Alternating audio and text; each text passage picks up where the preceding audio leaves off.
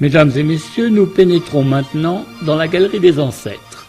Nous vous rappelons que vous êtes enregistrés et qu'il est formellement interdit de photographier.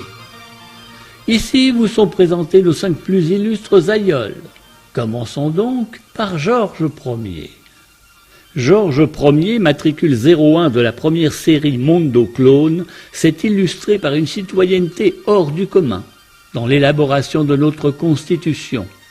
Si l'homme est notre père fondateur en ce qui concerne la biotechnologie, Georges Ier est notre fondateur en tant que nation. Son beau profil ne peut nous faire oublier son circuit mémoire de 8 zeta-octets. Passons maintenant à son épouse préférée, Georgette II. La vie de Georgette est à elle seule un véritable roman licencieux.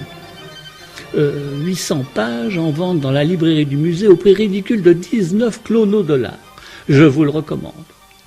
Vous remarquerez ces 3 gigaoctets de mémoire pas très vive, mais celle avait un merveilleux regard couleur océan polaire où se noyaient dans la luxure tous ceux qui l'approchaient.